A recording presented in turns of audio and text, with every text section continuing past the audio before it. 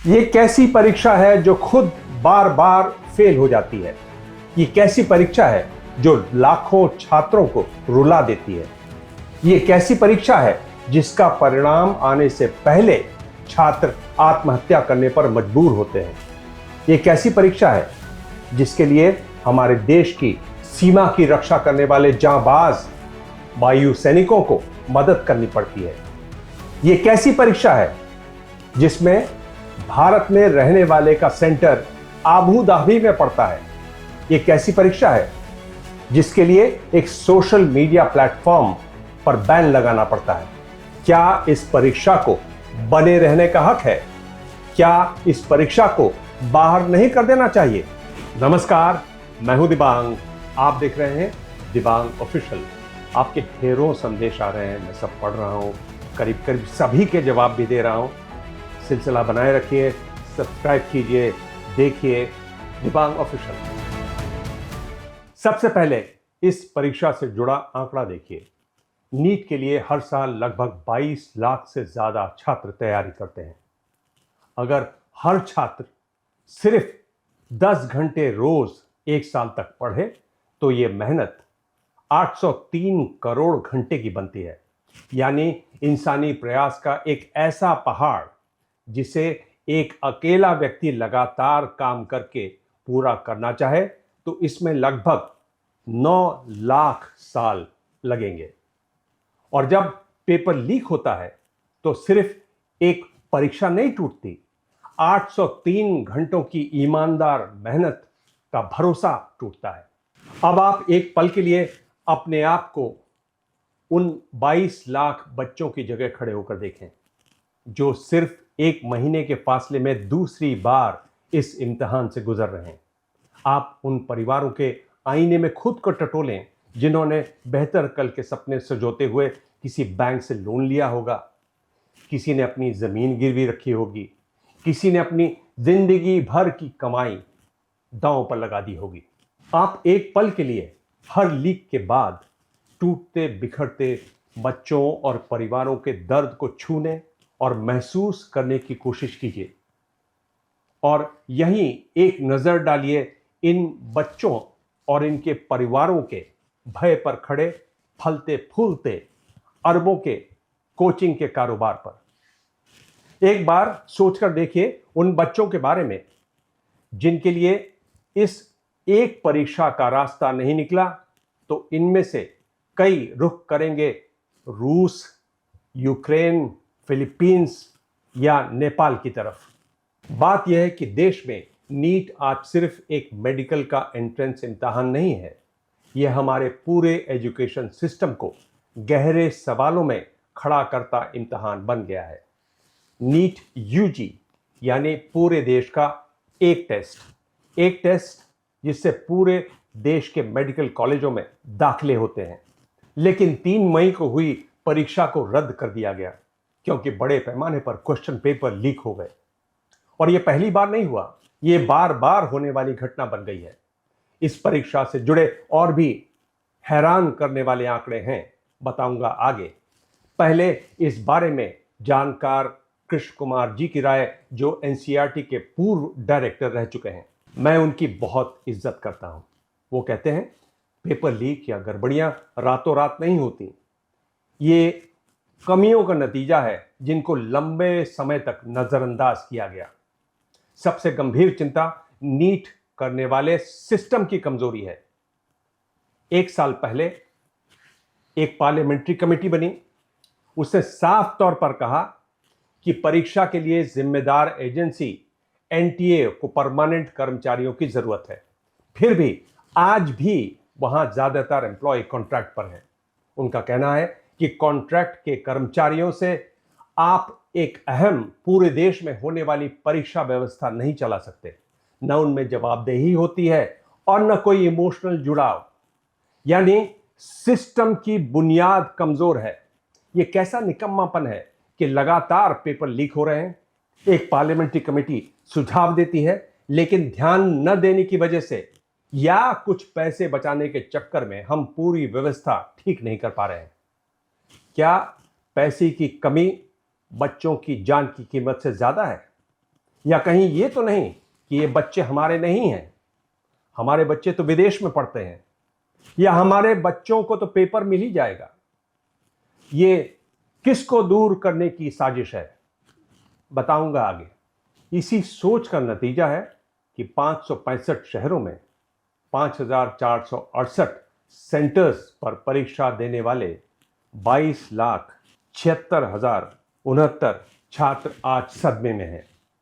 4 परिवारों में मातम है, 4 छात्रों ने अपनी जान दे दी है। मैं मानता हूं इन 4 छात्रों की हत्या सिस्टम ने की है, लेकिन क्या किसी को इसकी चिंता है? इस साल का लीक किसी प्रिंटिंग प्रेस या परीक्षा केंद्र से नहीं, बल्कि पेपर बनाने वालों के स्तर से शुरू हुआ। परीक्षा के तुरंत बाद सीकर में एक विसल ब्लोअर ने व्हाट्सएप और टेलीग्राम पर परीक्षा के दिन से 1 महीने पहले तक घूम रहे लगभग 410 सवाल वाले हाथ से लिखे गेस्ट पेपर का मिलान ऑफिशियल बुकलेट से किया। यह लगभग पूरी तरह मेल खाता था, जिसमें 720 से लगभग 600 अंकों के सवाल शामिल थे। एनटीए ने माना कि गेस किए गए सवालों में से लगभग 120 सवाल असल पेपर में आए थे। केमिस्ट्री का पेपर का सेक्शन बिल्कुल वैसा ही था। बायोलॉजी के काफी हिस्से प्रभावित हुए। आपने 2 साल, 3 साल, शायद 4 साल तक दिन रात पढ़ाई की, अपनों की शादियां छोड़ी, त्योहार छोड़े, मोबाइल छोड़ा, नींद छोड़ी, और फिर परीक्षा के दिन पता चलता है कि किसी ने पेपर खरीद लिया।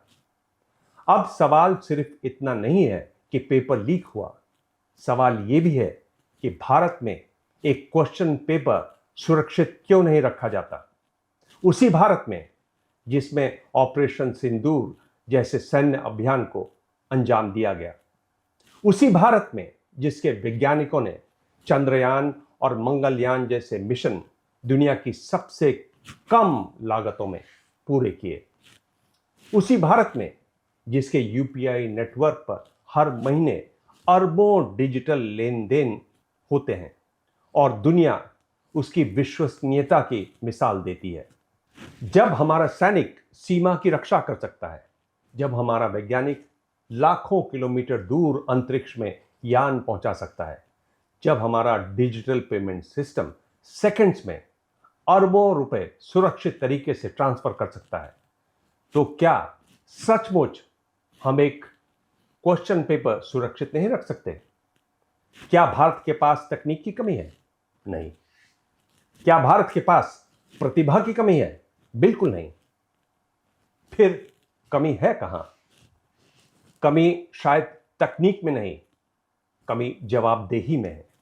क्योंकि इसरो की सफलता सिर्फ रॉकेट की सफलता नहीं है, वो एक प्रक्रिया की सफलता है। सेना की ताकत सिर्फ हथियार की ताकत नहीं है, वो अनुशासन की ताकत है। यूपीआई की विश्वसनीयता सिर्फ सॉफ्टवेयर की विश्वसनीयता नहीं है, वो लगातार निगरानी, सुधार और जवाबदेही का परिणाम है।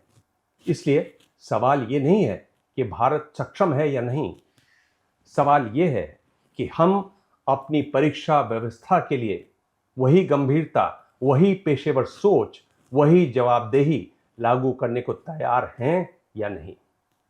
क्योंकि अगर हम चांद पहुंच सकते हैं तो परीक्षा केंद्र तक एग्जाम पेपर सुरक्षित पहुंचाना असंभव नहीं होना चाहिए। सवाल यही है कि ये सब करेगा कौन?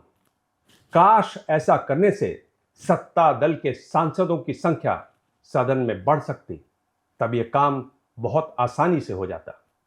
ध्यान रहे, आज लाखों युवाओं का मानना है कि उनकी जिंदगी भारत के 824 मेडिकल कॉलेजों की 29,805 सीटों या 330 डेंटल कॉलेजों में 27,695 सीटों में से एक पर निर्भर करती है। देश में सीट इतनी कम है कि डॉक्टर बनने के लिए छात्र रूस, यूक्रेन, फिलीपींस और चीन तक जाते हैं। करीब 470 विदेशी कॉलेजों से डिग्री लेते हैं हमारे छात्र। क्या नीट 2026 को बचाया जा सकेगा? यह जल्द पता चलेगा। लेकिन कुछ अहम कमियां अभी भी बनी हुई हैं। क्वेश्चन पेपर के ट्रांसलेटर्स संदेह के घेरे में हैं। उनमें से कई लोग 6-7 साल से वहीं जमे हुए हैं, इसलिए कोई गारंटी नहीं कि पहले भी गड़बड़ियां नहीं हुई होंगी। 2022 में सीबीआई ने एक ऐसा रैकेट पकड़ा था जिसमें उम्मीदवार कोई और उसकी जगह परीक्षा देने जाने वाला कोई और। नीट 2024 में ऐसी गड़बड़ी हुई जिसका संतोषजनक जवाब आज भी नहीं मिल पाया है। मामला था परफेक्ट और नियर परफेक्ट स्कोर का। तब मूल्यांकन की प्रणाली पर सवाल उठे। सुप्रीम कोर्ट ने माना कि उनकी संख्या सीमित है, इसलिए पूरे देश में एग्जाम रद्द करना संभव नहीं है। एग्जाम रद्द नहीं हुए। बड़ा सवाल है कि सुधार हो कैसे। कृष्ण कुमार जी का कहना है कि तमिलनाडु सहित कई राज्यों ने नीट को लेकर चिंता जताई है। इनमें से कई चिंताएं जायज हैं, खासकर वे जो सामाजिक और शैक्षिक पिछड़ेपन से जुड़ी हैं। फिर भी आज हमारे पास एक कठोर, केंद्रीकृत और मशीनी व्यवस्था है जो बदलाव के प्रति अड़ियल हो गई है। सुधार में समय लगेगा। इसके लिए इमेजिनेशन, राजनीतिक इच्छा शक्ति, विल पावर और लंबे समय से चली आ रही प्रथाओं पर सवाल उठाने की हिम्मत जरूरी होगी। लेकिन ऐसी कोशिशों के बिना हम साल दर साल वही समस्याएं देखते रहेंगे। नीट एग्जाम के बारे में मैं संदीप चौधरी के शो सीधा सवाल में अपनी बात रख चुका हूं। मैं इन सब से अलग आपसे गंभीर बात करना चाहता हूं। देखिए, जब भी इस तरह की परीक्षाएं होती हैं और इस तरह की घपलेबाजी होती है तो एक विश्वास टूटता है। ये वैसा ही है। मैंने अर्थक्वेक कवर किया हुआ है तो मैं जानता हूं इस चीज़ को। अर्थक्वेक में जो पीड़ित होते हैं उनका एक विश्वास टूटता है। संदीप कहते हैं पाँव जमीन पर रखो क्योंकि जमीन ठोस होती है। ठोस जमीन जब हिलने लग जाती है, मकान गिर जाता है, विश्वास, जिंदगियां उजड़ जाती हैं साइकोलॉजिकली। ये जब बात होती है कि ये गुरु है, यहाँ पर शिक्षा का मंदिर है, और मैं बात कर रहा हूं किन की? उन लोगों की जो फर्स्ट जनरेशन, पहली जनरेशन है, पहली पीढ़ी है, जो कॉलेज गए हैं, जो स्कूल गए हैं, जो गरीब हैं। सबसे ज्यादा मार महिलाओं पर पड़ती है क्योंकि एक के बाद फिर उनको वो टूट जाते हैं। प्रदीप मेघवाल के परिजन ये बता कर गए ना, जमीन बेच दी थी। मैं आपको बता रहा हूं जो आपने नहीं बताया। गोवा में जो लड़का है उसका बाप क्या करता था? रेलवे का गार्ड था। दिल्ली की जो लड़की मरी है क्या है? कैब ड्राइवर है उसका बाप। तो ऐसे गरीब परिवारों के बच्चे, सबसे ज्यादा मार उन पर पड़ती है। दलितों पर, आदिवासियों पर, पिछड़ों पर, गरीबों पर, इन सब की क्यों पड़ती है? क्योंकि एक्सेस नहीं है, पैसा नहीं है, पता ही नहीं चलता कि पेपर लीक भी होता है और कहां मिलता है। आप उनको और पीछे छोड़ते हैं। एक जो कॉन्ट्रैक्ट है आपका और सरकार के बीच, क्या है? सिस्टम और एक स्टूडेंट का कॉन्ट्रैक्ट क्या है कि अगर आपके अंदर मेरिट होगा तो आपके मेरिट के आपको अंक मिलेंगे, आपको स्थान मिलेगा, आपको एडमिशन मिलेगा, आप डॉक्टर बन पाएंगे। उस विश्वास को ये तोड़ता है। ये जब भी आप इस तरह की बात होते हैं, मैं वही कह रहा हूं कि कितने सपने टूटे हैं, इनको हम भूल जाते हैं क्योंकि हम सिर्फ आंकड़े देखते हैं। हम सिर्फ 4 का आंकड़ा देखते हैं। मैंने जब से जर्नलिज्म शुरू किया मैं हमेशा कहता हूं कि उन 4, वो जो 4 का आंकड़ा है उसके पीछे वो पूरे परिवार हैं। वो परिवार ही नहीं, हजारों सपने, लाखों भरोसा टूट गया कि अगली बार फिर। यही तो सवाल है संदीप। आप देखिए ना, सबसे ज्यादा लड़कियों पर असर पड़ता है। उनके क्या, अरे बेटी फिर वो लीक हो जाएगा, तू शादी कर ले, घर जा। हाँ, और ये दबाव पड़ता है। ये एक बनी बनाई चीज नहीं है, दबाव पड़ता है। मैंने अपनी कवरेजेस में ये देखा है होते हुए। नहीं, जो ये दूसरा मैं बोल रहा हूं, ये जो बात हो रही है अब कि साहब हो जाए, राधाकृष्णन साहब की कमेटी बनी, के राधाकृष्णन साहब की जो इसरो के प्रमुख थे 2024 में, उन्होंने बताया, क्या बताया कि भाई आप जो अब जो एनटीए है, जो आप पर्चा भेजते हैं, जीपीएस गाड़ी में लगाते हैं, भेजते हैं, बोल उसको छोड़ दीजिए ना। आप डिजिटली इंक्रिप्टेड मैसेज दीजिए, एग्जाम सेंटर पे ही वो छपेगा। 1000 सेंटर्स बनाइए। तो मैं ये कह रहा हूं कि अब आप क्या, किस बात का इंतजार कर रहे थे? अब सब 21 जून पर निर्भर करता है। उन 22,76,069 छात्रों के लिए जो दोबारा परीक्षा दे रहे हैं, और एनटीए के लिए भी। इससे यह तय होगा कि क्या कड़े नियम नीट को बचा पाएंगे या भरोसे को और ज्यादा तोड़ देंगे। पिछले महीने 4 परिवारों के बच्चों ने आत्महत्या की। मेरा मानना है ये सिस्टम द्वारा की गई हत्या है। सिर्फ पेपर लीक होने की वजह से नहीं, बल्कि उस सिस्टम की वजह से जिसे 2-2 बार चेतावनी दी गई, लेकिन उसने एक बार भी ध्यान नहीं दिया। और अंत में अब कुछ गंभीर बात। हमने परीक्षा को शिक्षा का पर्याय बना डाला है।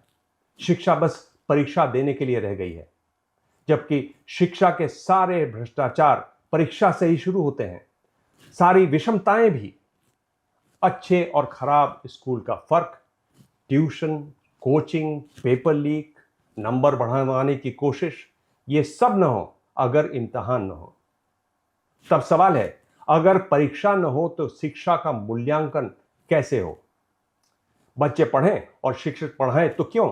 दरअसल इस सवाल से यह समझ में आता है कि शिक्षा के उद्देश्य को हमने कितना सीमित कर डाला है।